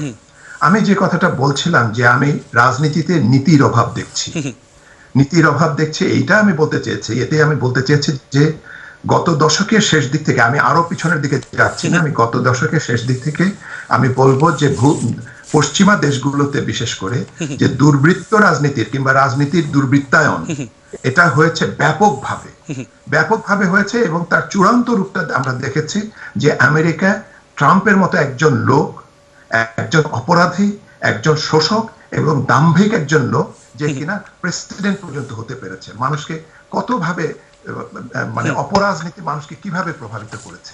এবং তার ফলাফলটা হচ্ছে এই যে অন্যান্য দেশে যে সমস্ত জায়গায় দুর্বৃত্ত লোকেরা সরকারে গিয়েছে কিংবা ক্ষমতায় গিয়েছে কিংবা রাজনীতি করতে চেষ্টা করেছে, তারা ট্রাম্পের এই তাদের কথাগুলো, বিশেষ করে ফেক নিউজ শব্দটা, এখন দেখবেন যে পৃথিবীর অনেক দেশের সরকার প্রধান ফেক নিউজ শব্দটা ব্যবহার করে। হ্যাঁ, তারা যে কোনো সাংবাদিকদেরকে তারা যদি কোনো চাপের মধ্যে ফেলতে যায় তখনই তারা একটা কথাই বলে যে ফেক নিউজ। প্রথম কথাটাই হচ্ছে ফেক নিউজ। এই জিনিসটাই হচ্ছে দুর্বৃত্তায়ন। আমি আবার বলেছি যে যদি আপনি দাবানলে যদি বনরাজিও পুড়ে যায় তার মধ্যে অঙ্কুর গজায়। সেখানে আমরা দেখছি যে ট্রাম্পের ওই রকম দাপটের মধ্যে, ওরকম দাপটের রাজনীতির মধ্যে, সারা দুনিয়াকে দাবিয়ে রাখার রাজনীতির মধ্যে আমরা তার মধ্যেও দেখেছি একটা আশার আলো। 4 বছরের বেশি সে থাকতে পারেনি। এই যে আশার আলোটা, আমি মনে করছি যে এখানে আমাদের কিছু আসলেই আশা করার আছে, কিন্তু কতখানি করা যাবে সেই বিষয়ে একটু সন্দেহ আছে।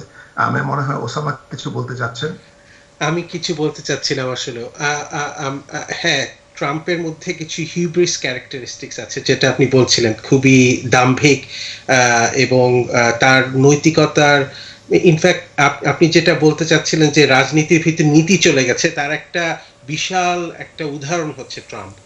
তবে পৃথিবী দাবিয়ে রাখার যে কথাটা আপনি বলছিলেন ট্রাম্পের ব্যাপারে, আমি কিন্তু তার বিপরীতে বলতে চাই। আমি বলতে চাই যে এখানে যদি ট্রাম্প না এসে বিল ক্লিন্টনের হিলারি ক্লিন্টন আসতেন, উনি কিন্তু অনেক বেশি যুদ্ধের প্রতি মনোনিবেশ করতেন। আমার কাছে মনে হচ্ছে ট্রাম্পের হচ্ছে, হ্যাঁ, ট্রাম্পের পলিটিক্স হচ্ছে আমার দেশে এসো না, আমি তোমার দেশে নাক গলাবো। আচ্ছা জাওয়াদ ভাই, আপনার কাছে জাওয়াদ ভাই আপনাকে সরাসরি আসলে প্রশ্ন করি, আপনি তাহলে কি ইঙ্গিত করছেন বাংলাদেশের প্রেক্ষাপটে এই বিষয়টা? ট্রাম্পের রাজনীতিকে অ্যাডাপ্ট করা হয়েছে বাংলাদেশে, তাই বলছেন আপনি? না, ট্রাম্পের আগে বাংলাদেশে বর্তমান যে সরকার তারা কিন্তু ট্রাম্পের অনেক আগে থেকেই আছে। বাংলাদেশে আমি যে জিনিসটা বলতে চাচ্ছি যে বাংলাদেশে রাজনীতিতে যে দ্বন্দ্বটা আমাদের, আমি খুব সোজা কথা বলি, দ্বন্দ্বটা কি? দ্বন্দ্ব হচ্ছে যেমন স্বাধীনতার আগে আমাদের দ্বন্দ্ব ছিল পশ্চিম পাকিস্তানের সঙ্গে, আমাদের একটা দ্বন্দ্ব ছিল। আমরা মনে করতাম পশ্চিম পাকিস্তান আমাদেরকে শোষণ করছে, 22 পরিবার আদমজি বাওয়ানি দাউদ ইস্পাহানি দাদা আমাদেরকে শোষণ করে নিয়ে যাচ্ছে। এবং সেখানে আমাদের জাতীয় ধনিক যারা ছিল তাদের সঙ্গে একটা দ্বন্দ্ব ছিল। আমরা সেই দ্বন্দ্বে রাজনীতি নেমেছি। আমরা সেই দ্বন্দ্ব যখন আমাদের শেষ হয়ে গেছে, তখন আমরা একটা জায়গায় আমরা যেতে পারিনি, সেটা হচ্ছে যে আমাদের তারপরের রাজনৈতিক লক্ষ্যটা কি হবে। আমরা ওই স্বাধীনতা কিংবা পাকিস্তান, পশ্চিম পাকিস্তানকে সরিয়ে দেওয়ার পরে আমাদের রাজনৈতিক দ্বন্দ্বটা কি হবে সেটা আমরা ঠিক করতে পারিনি। এটা একটা। সেই দ্বন্দ্বটা যখন আমরা নিয়ে এসেছিলাম কিছুটা, কিংবা কেউ কেউ হয়তো তোলার চেষ্টা করেছিলেন, সেটা আমরা টিকিয়ে রাখতে পারিনি। তারপরে যেটা হয়েছে যে যখন সামরিক সরকার এসেছে, স্বৈরতান্ত্রিক সরকার এসেছে, জেনারেল এরশাদ যখন স্বৈরতান্ত্রিক সরকার প্রতিষ্ঠা করেন এবং তখন যখন উনি গণতন্ত্রকে একদম সর্বনাশ করে দেন, তখন আমাদের কাছে একটা দ্বন্দ্ব ছিল যে গণতন্ত্র প্রতিষ্ঠার দ্বন্দ্ব। যখন গণতন্ত্র প্রতিষ্ঠার দ্বন্দ্ব ছিল তখন কিন্তু আপনি দেখবেন যে রাজনীতিকরা জনগণের চাপেই রাজনীতিকরা আচরণ করেছে, ভদ্র আচরণ করেছে। এই দ্বন্দ্বটা এখন আমাদের সামনে কি, এটা সুস্পষ্ট। জাওয়াদ ভাই, আমি আসলে একটু থামাই, আপনাকে একটু মনে রেখেন যে এই দ্বন্দ্বটা সুস্পষ্ট কিনা, আর এখান থেকে উত্তরণের প্রশ্নটা আমি আপনার কাছে রেখে একটু একজন কলারকে নিব। কলারকে নিয়ে আমি একটু সারোয়ার ভাইকে প্রশ্ন করব। আসলে প্রিয় দর্শক, আপনি আপনার টেলিভিশন সাউন্ডের ভলিউম করিয়ে আমাদের সাথে কথা বলুন। আসসালামু আলাইকুম। ওয়ালাইকুম সালাম। জি বলুন। দর্শক শুনছি, আপনি বলুন। জি, আসসালামু আলাইকুম। আমি মিসেস রশিদ বলছি বার্মিংহাম থেকে। জি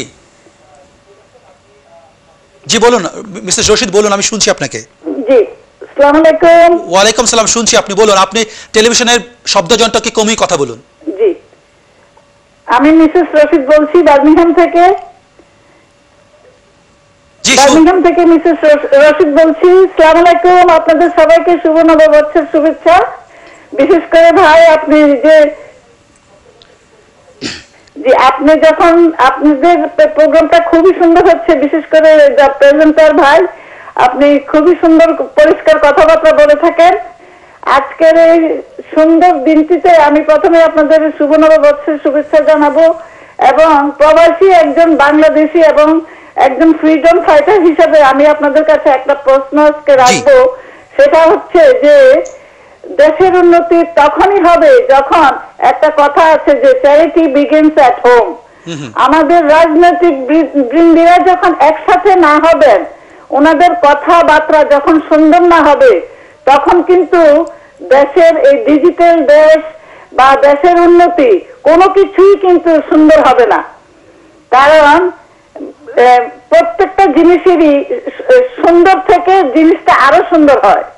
তাই আমাদের খুব প্রত্যাশা, যিনি আছেন বর্তমান প্রাইম মিনিস্টার হয়ে, ওনাদের কাছে আমাদের নিবেদন, আবেদন, ওনাদের ভাষা বা ওনাদের রাজনৈতিকের কথাবার্তাগুলি দিনের পর দিন আমার কাছে মনে হচ্ছে যে খুবই একটু নোংরা মনে হয় আমার কাছে, শিষ্টাচার বহির্ভূত।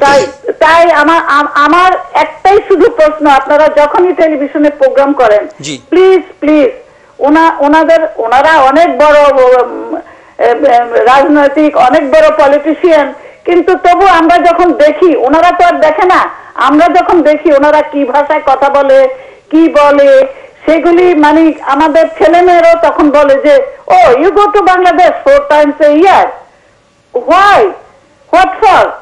তো তখন আমাদের বাচ্চাদের আমরা বাংলা কি আর শিখাবো? তখন দেশের কথা বলতে ওদের কাছে আমাদের লজ্জা লাগে। তাই মনে হয় স্বাধীনতাটাকে আরো সুন্দর করার জন্য প্রত্যেক পৃথিবীতেই আছে দুটো গ্রুপ, পিসফুলি রাজনৈতিক করার জন্য প্রত্যেক পৃথিবীতে অপোজিশন একজন থাকে। তো মিলেমিশে যখন কাজটা করা হয় দেশের জন্য, তখন মনে হয় জিনিসটা আরো সুন্দর হবে, দেশটা আরো সুন্দর হবে, সবার প্রতি আমাদের মায়া হবে, সবার প্রতি আমাদের শ্রদ্ধা হবে, সবার প্রতি আমাদের হৃদয়ের আরো আকর্ষণ থাকবে। কারণ এই দেশে এই যে কাজী ভাইকে, ওনাকে আমরা পার্সোনাল চিনি, উনিও বার্মিংহামের, আমিও বার্মিংহামের, আর আরো যে ভাইয়েরা আছেন, কত সুন্দর কথা বলছেন আপনারা। দেশটাকে আমরা জান দিয়ে দেই বার্মিংহাম থেকে। তো আপনাদের প্রোগ্রাম খুবই সুন্দর, খুবই ভালো লাগে। আমি যে কথা বলি আপনাদের সাথে, মনে হয় যে আপনারা আমার মনের কিছু কথা দেশে পৌঁছিয়ে দিবেন। ধন্যবাদ দর্শক, আপনাকে একজন মুক্তিযোদ্ধা হিসেবে আপনাকে অসংখ্য ধন্যবাদ, আর এত রাতে কষ্ট করে ফোন করার জন্য ধন্যবাদ। আমরা একটু পরবর্তী কলারে যাব। সালাম দর্শক, শুনছেন? দর্শক, আপনার টেলিভিশনের সাউন্ড কমিয়ে কথা বলুন। দর্শক দয়া করে, জি বলুন, শুনেছি। আসসালামু আলাইকুম। ওয়ালাইকুম সালাম। জি জি বলুন দর্শক, শুনছি আপনাকে। হ্যালো দর্শক, আমরা আপনাকে শুনতে পাচ্ছি। আমরা দর্শককে হারিয়ে ফেলেছি, পরবর্তীতে আশা করব ফিরে আসবেন। আমরা সারোয়ার ভাই আপনার কাছে জানার চেষ্টা করব, দর্শক যেমনটা বলছেন আসলে একটা আপনি তার সাথে আমি একটু যুক্ত করে ধরি, আমরা আসলে তো বাঙালি অথবা বাংলাদেশি যাই বলি না কেন, আমরা তো আমাদের সংস্কৃতি একটা সমন্বয়বাদী সংস্কৃতি হিসেবে আমরা আসলে দেশটাকে পেয়েছি এবং ওটা লালন করার চেষ্টা করি। এর মধ্যে আমরা দেখলাম যে উগ্রবাদও মাথা চাড়া দিয়ে উঠছে, বিশেষ করে আমি বলবো তো মৌলবাদ বা সাম্প্রদায়িক শক্তি, এর সাথে যুক্ত হচ্ছে আবার আকাশ সংস্কৃতি। আপনি নিশ্চয়ই লক্ষ্য করেছেন বাংলাদেশের মানুষ এখন অনেক বেশি হিন্দি সিরিয়াল বা এগুলো দেখতে পাচ্ছে। একজন সংস্কৃতি কর্মী হিসেবে এই সংকটটাকে আমরা কিভাবে উত্তরণ করতে পারি বলে আপনি আপাতত মনে করেন? আর রাজনৈতিক সংস্কৃতিতেও আমরা আসলে যেমনটা দর্শক বলতেছেন শিষ্টাচারের একটা অভাবও দেখতে পারি, কেউ কারোর সাথে বসতে চাচ্ছে না। অনেক ধন্যবাদ খালেদ। যে কথাটি দর্শককে আমি অনেক ধন্যবাদ জানাই, কারণ এই কথাটাই আসলে আমার কাছে মনে হয় যে আপামর জনগোষ্ঠীর মনের কথা। কারণ বাংলাদেশের রাজনীতিতে এখন সবচেয়ে বড় যে সমস্যা সেটা হলো যে আপনার পরমত সহিষ্ণুতার অভাব। প্রচন্ড রকমের প্রতিহিংসামূলক রাজনীতি চর্চা চলছে বাংলাদেশে, এটা হলো সবচেয়ে বড় বাস্তবতা। আমরা জাওয়াদ ভাই একটা কথা বলছিলেন যে রাজনীতিতে নীতি নেই, এটা তো সবচেয়ে বড় বাস্তবতা আজকে, যে আমাদের সামনে এমন কোনো নেতা নেই বাংলাদেশে যাকে আমরা আসলেই প্রকৃত অর্থে মানে জাতি তার কাছে আশ্রয় নিতে পারে। আপনি একজন নেতা দেখান আমাকে যার কাছে জাতি আশ্রয় নিতে পারে, দেশপ্রেমিক, আদর্শবান, সৎ নেতা। এটা কিন্তু বড় অভাব তৈরি হয়েছে। আরেকজন দর্শক বলেছিলেন যে রাজনীতিতে লেজুর ভিত্তি, ছাত্র রাজনীতির কথা, খুবই গুরুত্বপূর্ণ এই প্রশ্নটি। দর্শক অনেক ধন্যবাদ আপনাকে, আপনি যদি এখনো আমাদের সঙ্গে যুক্ত থাকেন। আমাদের ছাত্র সমাজকে নষ্ট করে দিচ্ছে রাজনীতিবিদরা। কিভাবে?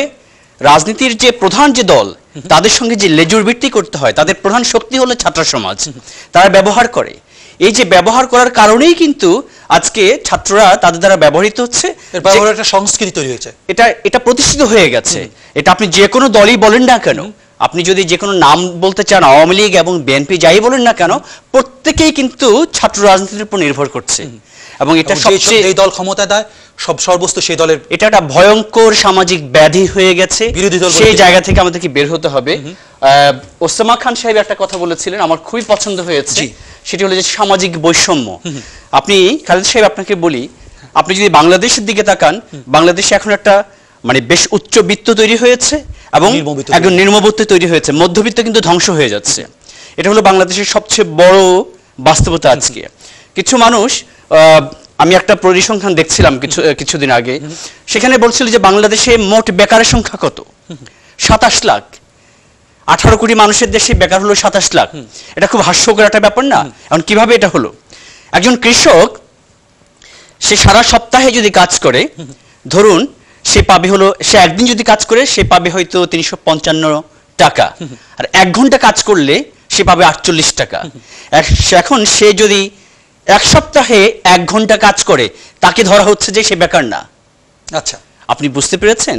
সেভাবে আপনার 17 কোটি মানুষের মধ্যে বেকার হলো মাত্র 27 লাখ, অথচ সব সপ্তাহে কাজ করেছে মাত্র একদিন।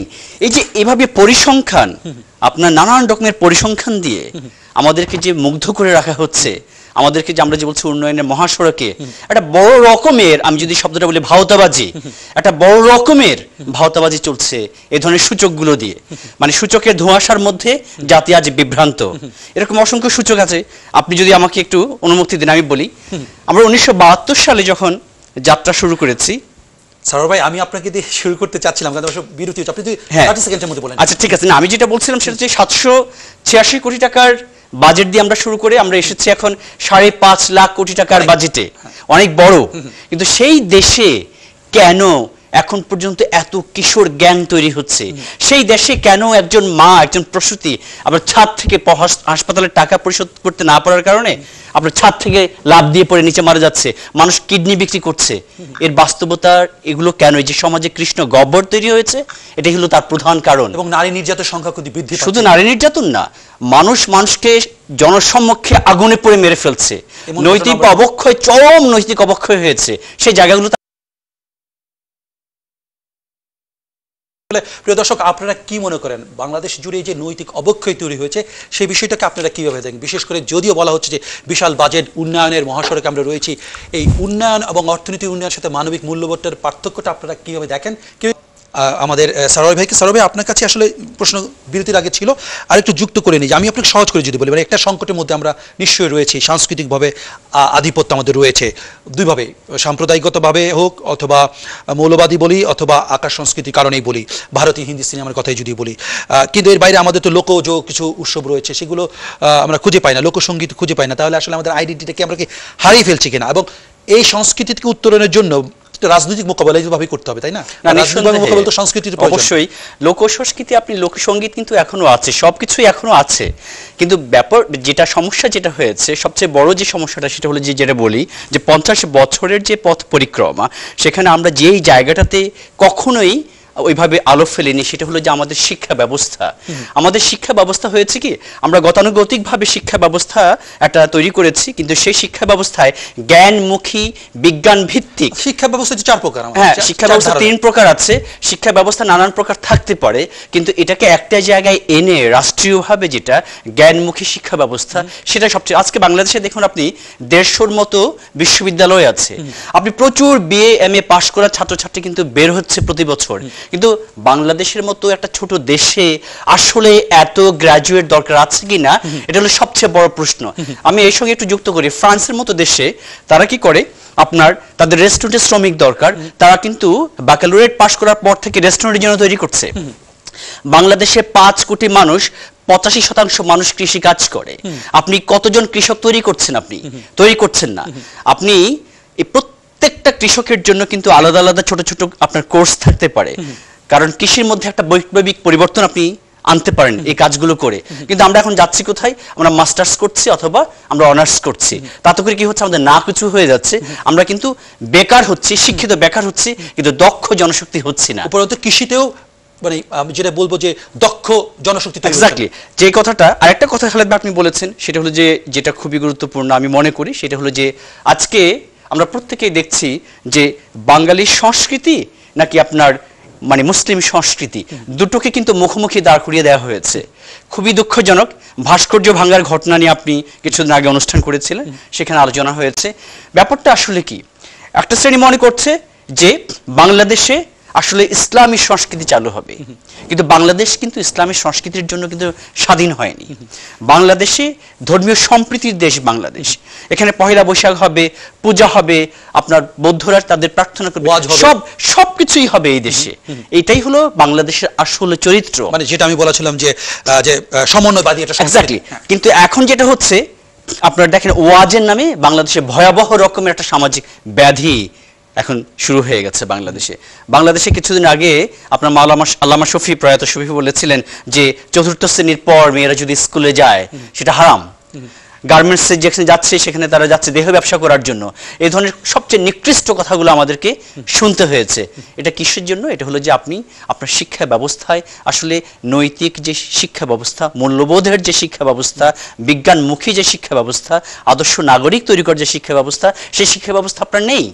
তো শিক্ষা ব্যবস্থা একটা বড় পরিবর্তন খুবই জরুরি, এবং সেই পরিবর্তন না হলে আপনি কখনোই বিজ্ঞান মনস্ক জাতি প্রজন্ম পরিবর্তন আসবে না। হ্যাঁ, আর যেটা আপনি বলেছেন ভারতীয় সংস্কৃতি, এটা খুবই গুরুত্বপূর্ণ একটি প্রসঙ্গ। আমরা অনেকের কাছ থেকেই শুনি, বাংলাদেশে যারা আছেন তারা ভারতের টেলিভিশন সিরিয়ালগুলো বসে বসে দেখেন, এবং এক ধরনের আসক্তি তাদের তৈরি হয়ে গেছে। অপরদিকে কি হচ্ছে, যে ব্যাপারটা হচ্ছে সেটা আমাদের সিনেমা হলগুলো বন্ধ হয়ে যাচ্ছে। আমাদের নাটকগুলো এখন আর ওইভাবে মানুষ দেখে না। জনপ্রিয় যে নাটকগুলোর কথা আপনি একটু আগে বলছিলেন, মঞ্চ নাটক তো বিরাট হুমকির সম্মুখীন আজকে।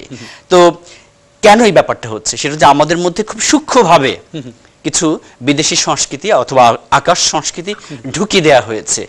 এই ঢুকিয়ে দেওয়ার কারণে কিন্তু আমাদের নিজস্ব সংস্কৃতি কিন্তু বাধাগ্রস্ত। এখানেই বা রাজনীতি কি করছে সেটা, বা সরকার কি করছে সেই জায়গায় সরকারের সবচেয়ে গুরুত্বপূর্ণ, সরকার তো আসলে এখন দ্বিধা বিভক্ত। আমি সরবে আপনাকে পেলে আবার ফিরে আসবো। আমি একটু যুক্ত করি ডক্টর মাসরুর ভাই। ডক্টর মাসরুর ভাই, আপনার কাছে প্রশ্ন ছিল আগের পর্বে, যেটা সেটা ছিল আপনি একটু কর্পোরেট সংস্কৃতি নিয়ে কথা বলার চেষ্টা করেছিলেন। আপনি যদি আমাদেরকে একটু খোলা করে বলতেন বিষয়টা কিরকম। আমি যেটা বুঝি যে কর্পোরেট কালচার বলতে মূলত প্রফিট সেন্ট্রিক কালচার এবং সেলফ ইন্টারেস্ট সেন্ট্রিক, সর্বস্ব কেন্দ্রিক এবং মুনাফা কেন্দ্রিক যে সংস্কৃতি, সেটাই হচ্ছে একটা কর্পোরেট কালচার। যে কালচারের মধ্যে সবকিছু, প্রাণ প্রকৃতি সবকিছু অবজেক্ট হিসেবে দেখে প্রফিটের। হিউম্যান রিলেশনশিপ একটা মুনাফার বিষয় হিসেবে দেখে, যেটা মানে সবকিছুর একটা নগদ টাকা নির্বিকাশ লাভের স্বার্থের সম্পর্ক হিসেবে দেখে।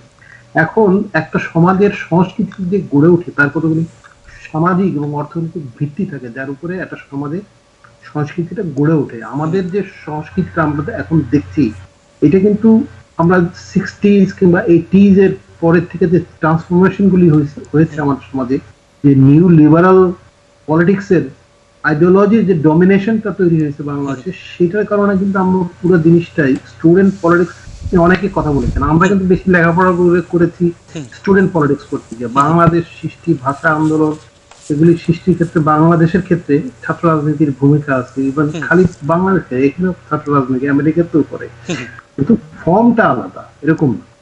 যেটা আমি বলতে চাচ্ছি, এইটা একটা হচ্ছে যে কর্পোরেট এবং নিউ লিবারাল ইনফ্লুয়েন্স বাংলাদেশের উপরে এখন। দ্বিতীয় হচ্ছে একটা রিলিজিয়াস, নট অনলি রিলিজিয়াস, বাংলাদেশে আমরা জানি যে বাংলাদেশের সিনক্রিটিস্টিক, তারপরে আমরা বিভিন্ন রিলিজিয়নের একটা ফিউশনের মধ্যে দিয়ে একটা সমন্বয়বাদী একটা সংস্কৃতি, একটা মানবতাবাদী একটা ধারা আমাদের মধ্যে ছিল। কিন্তু এই যে বিশেষত ইসলামাইজেশনের ক্ষেত্রেও মানে ওয়েস্টার্ন পাওয়ারের রোল আছে এই ধরনের ফ্যানাটিসিজম এর এমার্জেন্সির ক্ষেত্রে, মৌলবাদের ক্ষেত্রে তারাও এটা চেয়েছে আর কি। তাদের একটা এনিমি দরকার, বিশেষত কোল্ড ওয়ারের পরে তাদের দরকার ছিল একটা এনিমি তৈরি করা, মানে একটা প্রতিপক্ষ দরকার ছিল। ডন কুইকজেটের মধ্যে ছায়ার সাথে যুদ্ধ করতে হবে, তো একটা শত্রু বানাইতে হবে। সেই শত্রু তারা বানিয়েছিল ইসলামকে। তার ফলশ্রুতিতে আবার এটা আমরা দেখি আইসিস, তালেবান এবং বাংলাদেশে ওয়াজ এই সেই মধ্যে দিয়ে একটা ইসলামাইজেশনের প্রসেস শুরু হয়েছে। বিশেষত আমরা যে সংগ্রাম করেছিলাম 10 দফা ছাত্র সংগ্রাম পরিষদ, আমি নিজে একজন 90 আন্দোলনের সংগঠক, আমাদের একটা দাবি ছিল সাংঘাতিক ভাবে যে একটা সার্বজনীন সেকুলার বিজ্ঞান ভিত্তিক শিক্ষা আমরা চাই। শিক্ষাকে এরকম কমার্শিয়ালাইজেশন অফ এডুকেশন, বাণিজ্যিক ভাবে আপনি দেখবেন যে শিক্ষা এখন একটা মানে বাণিজ্য, একটা পণ্য তৈরি হয়ে গেছে শিক্ষা। বাংলাদেশে আমি গুনে দেখেছি জিকাতলা থেকে মোহাম্মদপুর পর্যন্ত যাইতে আমি 24টি ইউনিভার্সিটি, 129টি বিশ্ববিদ্যালয়। বুঝেন, এই যে মুদি দোকানের উপরে ইউনিভার্সিটি, যেখানে কোনো লাইব্রেরি নাই, কোনো পরিবেশ নাই, যেখানে স্টুডেন্টরা রাস্তায় দাঁড়ায় আড্ডা দেয়, যেখানে তারা এনগেজ হতে পারে না, এরকম একটা পরিবেশ। হোল মানে হেলথ সেক্টরটাও আপনি দেখবেন কোয়ালিটি হেলথ এক্সেস, হেলথ বলতে সরকারি হাসপাতাল আছে, স্বাস্থ্য কোয়ালিটি হেলথ নাই, এটা পুরোটাই এটা কমার্শিয়ালাইজেশন। তো বাংলাদেশে দুইটা জিনিস আমাদের বুঝতে হবে, কি করে এটা নিউ লিবারাল ট্রান্সফরমেশন হচ্ছে এবং এর মধ্যে কি করে ইসলামাইজেশনটা ঢুকছে, এবং যে এডুকেশন সিস্টেম, এখানে তো মাল্টিপল চ্যানেল, এখানে কোন কোন জায়গায় আছে আপনি দেখবেন যে সাধারণ শিক্ষার চেয়ে মাদ্রাসা শিক্ষার সংখ্যা বেশি। তো সমাজে এই যে মানে তৈরি হচ্ছে, এটা পলিটিক্যাল ম্যানিফেস্টেশন তো আপনি থাকবে। আপনি যে এইটা দেখছেন এখন, এটা কিন্তু আকাশ থেকে এই যে মৌলবাদীরা লাভ দিয়ে পড়ছে তা কিন্তু না। এটা অনেক বছর ধরে চাষবাস হচ্ছে বাংলাদেশের শিক্ষা ব্যবস্থার মধ্যে দিয়ে, সংস্কৃতির মধ্যে দিয়ে, এবং এটার একটা পলিটিক্যাল ব্যবহারও হচ্ছে। শাসক শ্রেণী, বিভিন্ন দল ইনক্লুডিং আওয়ামী লীগ, বিএনপি, এরা ব্যবহার করছে। এখন যেটা হয়েছে বাংলাদেশের সবচেয়ে ডেঞ্জার যেটা হয়েছে, আমি বলবো যে মাঝখান থেকে একদিকে আওয়ামী লীগ অন্যান্য লিবারালদের মৌলবাদের ভয় দেখিয়ে তার পকেটে ভরায়, সমাজের মধ্যে যে সোশ্যাল স্পেস থাকে সেই জিনিসটা নষ্ট হয়ে গেছে। এবং আর অন্যান্য শক্তি, রাইট উইঙ্গার, বিএনপি, এটা বাফার জোনের মতো ছিল মৌলবাদ এবং আওয়ামী লীগের মাঝখানে, সেটা না হয় লেফটরাও উঠে আসে নাই। তো যেটা হচ্ছে পরিণতি, একদিকে আওয়ামী লীগ আর একদিকে মোল্লারা দাঁড়ায় যাচ্ছে। তো আওয়ামী লীগের রং পলিটিক্স এর কারণে আমি বলবো যে এই যে মৌলবাদীরা পাওয়ার কন্টেন্ডার, চ্যালেঞ্জার হইয়া সামনে হাজির হচ্ছে, দ্যাট ইজ দ্য ব্লান্ডার বাংলাদেশের জন্য। এবং হোল যে এডুকেশন সিস্টেম আমরা যে কাল্টিভেশন করছি, ফান্ডামেন্টালিজম, সেটার কারণে আজকে আমরা এরকম একটা অবস্থা দেখছি। এবং আপনি যে ভাস্কর্য ভাঙা নিয়ে যে প্রশ্নটা এসছে, অবশ্যই নিন্দা জানাই, কিন্তু প্রশ্নটা হচ্ছে এইটাতে আওয়ামী লীগ আমার মনে হয় না অখুশি। আগামী ইলেকশন পার করার জন্য সেকুলার এবং মধ্যপন্থীদের ভয় দেখায় তার পকেটের পিছে দাঁড়া করানোর জন্য এটা বিশাল একটা কার্ড খেলতে পারবে তারা। ধন্যবাদ বাসু ভাই, আমি সময় পেলে আপনাকে পরবর্তীতে 30 সেকেন্ড সময় দিব। আমরা একটা কল নিয়ে কাজে যাওয়া সেবা যাব। প্রিয় দর্শক, আপনি আপনার মতামত খুব সংক্ষেপে দ্রুত দিবেন। আমি হাজি, আমি হজরে আসোয়া দেখছি এবং মুকামে ইব্রাহিম দেখছি। আল্লাহ তাআলা এরা আপনার জনগণের সামনে দেখতে এনে দিলা যে ভাস্কর্যের যারা বিরোধিতা করো তারা তো মনে হয় হজ গেছই না। King Abdul Aziz and king Fahad, king Salman এরার হোটেল তাদের ফটোগ্রাফ ডিসপ্লে করা আছে, মক্কা তো আছে, মদিনা তো আছে। আপনারা হজ করেন না নি জনাব? এই বাংলাদেশেও আমরা হিন্দু, মুসলিম, খ্রিস্টান, ইহুদি, জুস আমরা বাঙাইলে এই দেশ বানাইছি। ঠিকলা সইতে দান কিছু খবরদার আমরা অনেক স্মৃতিসৌধ যাইতে মানা করবা, এখানে ওখানে ফুল দেই, ফুল দেয়া এখানে আল্লাহর ঘর সাজাইল। শফিকুল তুমি আর আইসা আমাইটার ভাই হ্যাঁ বেগম খালেদা জিয়া অলরেডি দেখি একটু ফুল দেয়া সাজানো আছে, বাঙালি মুসলমান ঠিক। জয় বাংলা। ধন্যবাদ দর্শক, আপনার বক্তব্য পেয়েছে। আপনি আসলে ভাস্কর্য নিয়ে কথা বলার তৈরি করেছেন আপনার ডক্টর জাওয়াদ ভাই, আপনার কাছে আসলে আপনার আসলে মন্তব্যটা কি? আপনার যেভাবে আক্তার ভাই বিশ্লেষণ করেছিল, মাসরুর ভাই বলতেছিল, আপনার সাথে আমি আরেকটু জানার চেষ্টা করি। আসলে বলার চেষ্টা করেছিলেন আপনি যে আমাদের আসলে দুর্নীতি রন্ধে রন্ধে জড়ে গেছে বা রাজনীতিতে নীতি নাই। এর বাইরে সরকারি কর্মচারীদেরকে আমরা দেখি যে তারা আসলে পুরো মাত্র রাজনৈতিককরণ করা হচ্ছে বা রাজনীতিতে দলীয়বাজি করারও একটা প্রচেষ্টা লিপ্ত হচ্ছে। এটা কি বাংলাদেশের ভবিষ্যৎ বা বাস্তবতা নয়?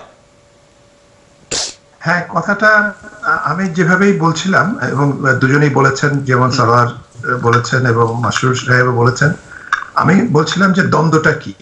এখন বাংলাদেশের দ্বন্দ্বটা দুই জায়গায় আটকে গেছে। একটা হচ্ছে যে ধর্মনিরপেক্ষতা, সাম্প্রদায়িকতা নাকি গণতন্ত্র।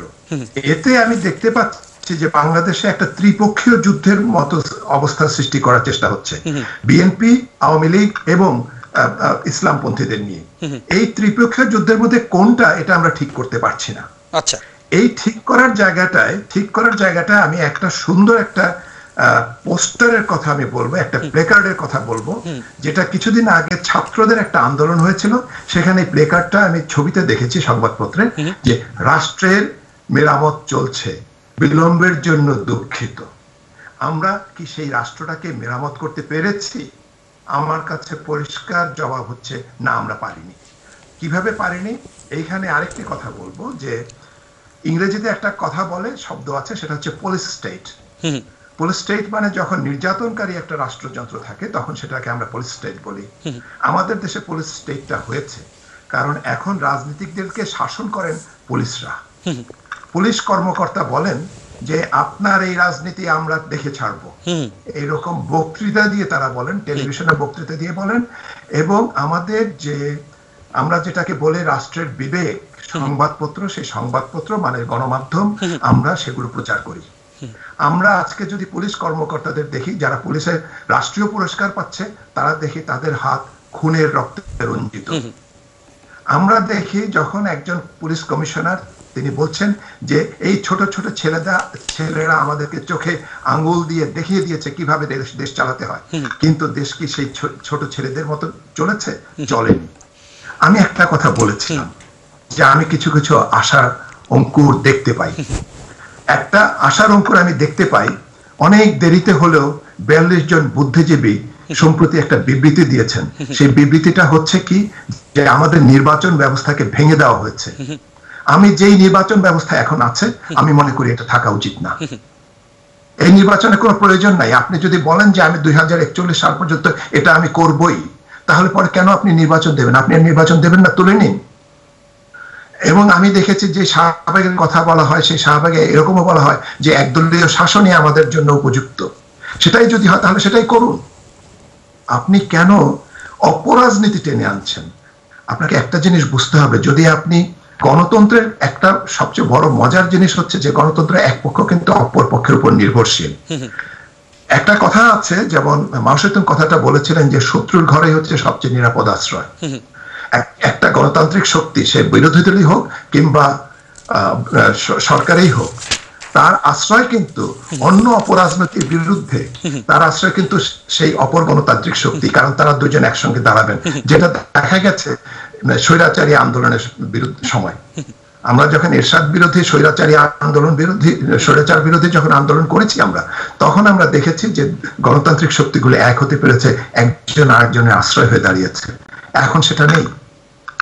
তার মানে কি তারা গণতান্ত্রিক শক্তি আর নেই? আমি যেটা বলেছি, আমি 42 বুদ্ধিজীবীর বিবৃতির মধ্যে কিছু আশার আলো দেখি।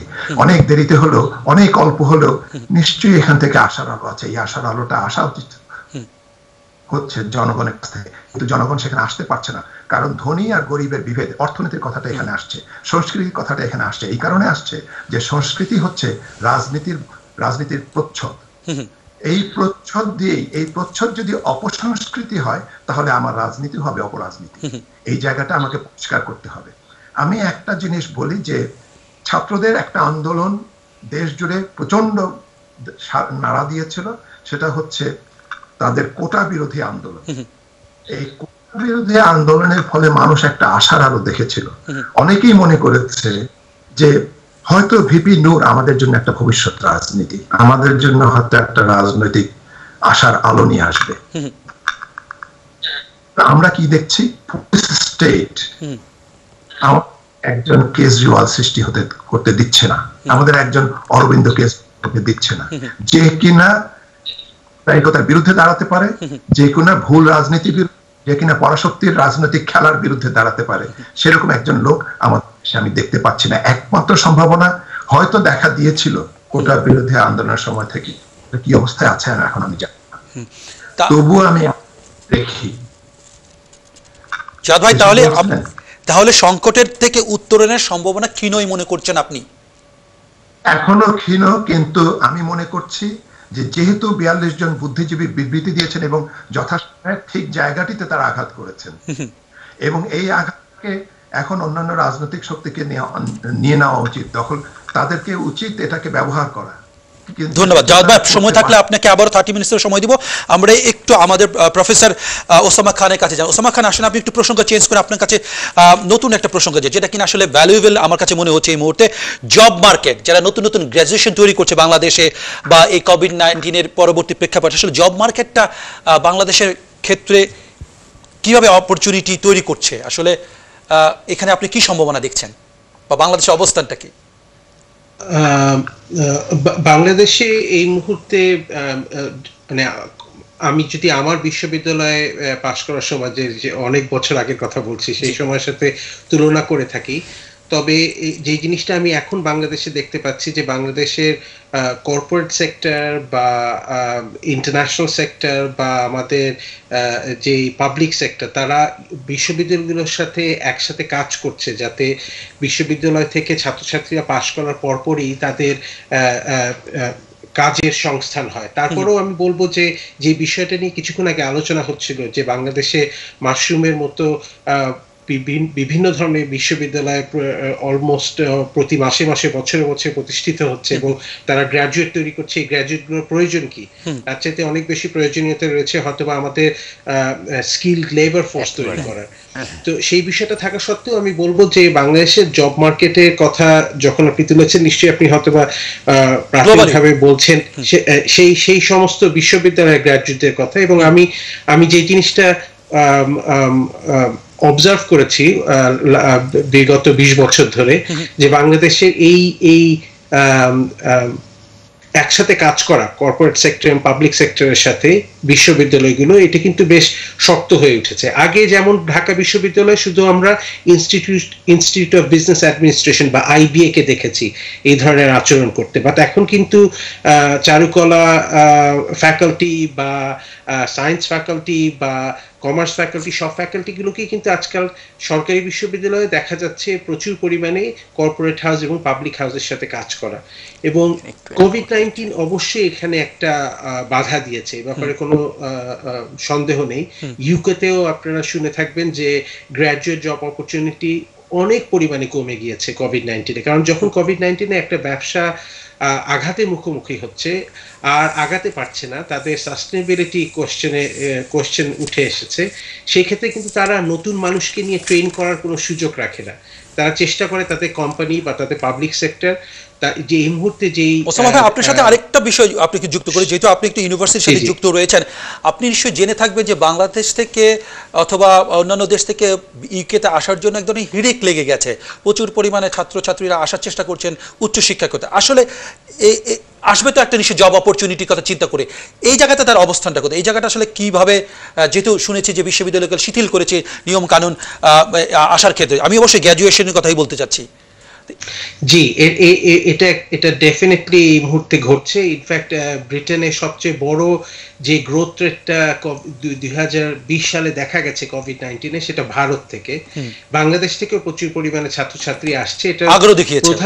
এটা প্রধান কারণ হচ্ছে যেহেতু ব্রিটেন আবার পোস্ট স্টাডি ওয়ার্ক ভিসা চালু করেছে 2 বছরের জন্য। যে কোনো কিছু এখানে পড়তে আসলে 1 বছরের মাস্টার্স হোক, 3 বছরের আন্ডার গ্রাজুয়েট হোক বা পিএইচডি প্রোগ্রাম হোক, 2 বছরের আপনি পোস্ট স্টাডি ওয়ার্ক ভিসা পাচ্ছেন। তার উপরে কোভিড-19 আমাদের একটা আতঙ্ক ছিল। মার্চ 2020 সালে আমরা ব্রিটেনের বিশ্ববিদ্যালয়গুলো ভেবেছিলাম যে আমরা প্রায় 75% আন্তর্জাতিক ছাত্রছাত্রী হারাবো। এই ভীতি থেকে আমরা আমাদের সামষ্টিকভাবে খানিকটা শিথিলতা দিয়েছি। এটাও একটা সত্যি কথা। তবে যতদিন কোভিড-19 আছে এই বিষয়টা থাকবে, কারণ আমাদের এই বিশ্ববিদ্যালয় চালানোর জন্য আমাদের অবশ্যই আন্তর্জাতিক ছাত্রছাত্রী টিউশন ফি দরকার। এটা কোনো ডিনাই করার কোনো উপায় নেই। এবং এই শিথিল অ্যাডমিশনের ব্যবস্থা, বিশেষ করে ইংরেজি জানার যে ক্ষমতা, যেটা আগে আইএলস হয়তো বা 6.5-7 পেতে হতো, এটা এখন খানিকটা কমিয়ে কিছু প্রি সেশনাল কোর্স তৈরি করা হয়েছে, যেগুলো থ্রুতে ছাত্রছাত্রী প্রচুর পরিমাণে আসছে। সেক্ষেত্রে বাংলাদেশের জন্য আপনার সাজেশন কি? সেক্ষেত্রে আমার বাংলাদেশের জন্য সাজেশন হবে, যদি কারো চিন্তা থাকে এই দেশে এসে পড়ালেখা করার, তবে এটাই হয়তো বা আমি বলবো যে 2021-22 সাল একটা ভালো সময়। এই বছরটা খুবই চ্যালেঞ্জিং। কোভিড-19 ভ্যাকসিনেশনের পরে কারো যদি প্রত্যাশা থাকে ব্রিটেনের থেকে কিছু শিক্ষা নিয়ে দেশের উন্নয়নের জন্য, তবে 21-22 সাল একটা ভালো সময়। কারণ সেই সময় আমাদের এখনো সেই পরিমাণ আতঙ্ক রয়েছে যে আমাদের বাজেট হয়তো ফুলফিল নাও হতে পারে। সেই ক্ষেত্রে সুযোগ রয়েছে বাংলাদেশের ছাত্রছাত্রী চাইলে পড়তে এদেশে আসার সুযোগ তৈরি হবে, এবং এটাকে এই শিক্ষাকে কাজে লাগিয়ে জব মার্কেটে কিছু একটা করতে পারবে। ধন্যবাদ ওসামা খান, আপনাকে সময় পাবো না আপনাকে দিতে, তবে শেষ বক্তব্যে যাব। শেষ বক্তব্যে নেওয়ার জন্য প্রথমে একটু ডক্টর মাশরুফ আপনাকে বলছি, আপনার 30 সেকেন্ডসে যদি আপনার প্রত্যাশা এবং আশার কথা বলেন বাংলাদেশ নিয়ে, অথবা আপনার শঙ্কা। আমার প্রত্যাশা হচ্ছে বাংলাদেশে যে অবস্থাটা আছে সেই অবস্থাটা পরিবর্তনের জন্য শুধু কথা না, শুধু ভার্চুয়াল না, রিয়েলি মানুষ এনগেজ হবে, একটা সোশ্যাল একটা মোবিলিটি, পলিটিক্যাল একটা মোবিলিটি তৈরি হবে, একটা ট্রান্সফরমেশন। সেটা আমার প্রত্যাশা। যে উন্নয়নের কথা বলা হচ্ছে, সেই ক্ষেত্রে দরিদ্র এবং সাধারণ বঞ্চিত মানুষের উন্নয়নটা করতে, এবং উন্নয়নের সুফল দরিদ্র মানুষ পাবে।